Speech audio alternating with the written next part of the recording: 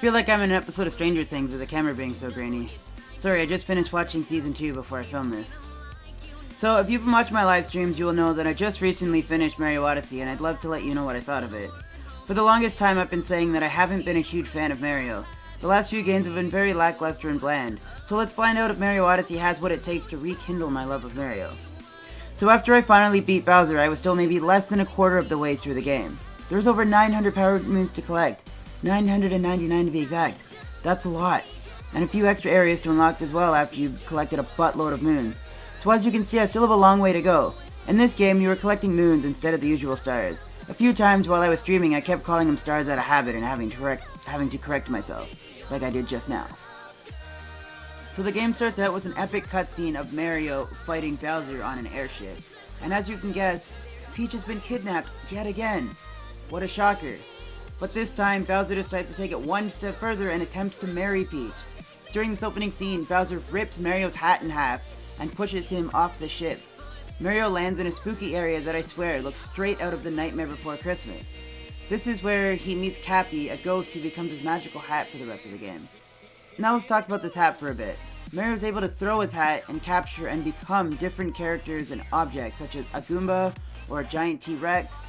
This capability is really cool. Discovering all the different things you can take over and become is so fun and exciting. Each transformation is super varied and gives you different abilities. The puzzles in this game are really creative and really take advantage of all the different transformations that you can become as well. One thing I'd like to note that was pretty funny is that every time you take over a different character, they're always running around with a mustache. So it was really funny to see a T-Rex running around with a mustache, causing havoc. You can also use the hat to traverse tricky platforms by throwing the hat and using it to jump on it for extra height. Another thing that is new in this game is the use of coins. No longer is it just for collecting extra lives. In fact, there isn't even a life system in this game. Instead, you have a health bar and just lose coins when you die. So instead, coins are used as currency that you can use to buy lots of cool different outfits. These don't give you any extra abilities, they just change the way you look. You can also buy souvenir items and stickers to decorate your Odyssey, which is the ship that you use to fly between levels. There is two types of coins you need to collect: purple coins and yellow coins. Purple coins are a new coin that will be a different shape depending on each level, there is a set amount in each level that you need to collect. There is a special outfit and items in each level that can only be purchased with purple coins. So it's actually nice to see coins being used for something new.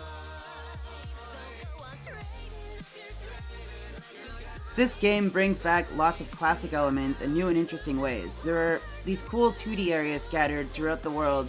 You go to a warp pipe, and now you are walking across walls in an 8-bit platforming section. If you have any costumes on, the 2D Mario will also have the costume on too. It's pretty cool. There's also lots of returning enemies in this game and some cool new ones. This time, Bowser has recruited what seems to be Rabbids from the Rayman universe. I wonder if this is just a coincidence considering they just released Mario and Rabbids Kingdom Battle, which also had Rabbids in it. Anyways, these new enemies are called the Brutals, and Bowser has tasked them to go around the world and steal different things for his wedding. The levels in this game are super varied and make the game a joy to play and explore. I never knew what I was going to see next. There are also lots of hidden areas and puzzles to find, so exploring every nook and cranny is a must in this game. You never know what you will find. Some of the puzzles in this game were a little tricky. There were the few times where I was left not knowing what to do for a few minutes at a time, but once I figured it out, I was quickly moving on and continuing the game. There was also a few platforming areas that were super hard, but I do love a good challenge. There is a few that I still haven't been able to beat though. This game also has a lot of cool mini-games. I think there's one in each level, I could be wrong, but there's also leaderboards that show your score so you can compete with other people online and see who has the best score. These games are mostly optional, but you do need to try to get an easy score in each of the mini-games to collect a few moons. I had a lot of fun playing these games, and I think it's a cool way to add an extended life into the game. One last thing I'd want to talk about is the motion controls. You have the option to use either a controller or the Joy-Cons. If you're using the Joy-Cons, you can flick them and make the hat go flying, and if you flick it a second time, it will do a homing attack on the nearest enemy. But for some reason, if you're using a controller, it won't let you just tap the throw button twice. It'll make you actually have to physically shake the controller in order to do the homing attack. It's a little weird to do this in handheld mode. I felt like I might have end up dropping my Switch, so I didn't really use it that much. I tried to avoid using it. I played most of the game with the Joy-Cons though. which I think is a much better experience this way, considering the game is kind of built around motion controls. There's a few moves that you can do that are a lot easier to do with the motion controls, but it's nice that they don't force you to use motion controls, except for that one move, which, I don't know, it's really weird. So as you can see, there was lots of new and cool things in the game, and I loved every second of it. This was my most anticipated game on the Switch. If this was the only good game coming to the Switch, I probably still would have bought a Switch just for this game.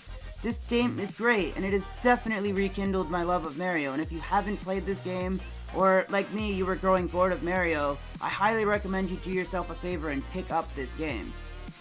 So, thanks for watching my video, guys. Please give it a thumbs up if you liked it, and subscribe to my channel for more reviews, vlogs, and live streams.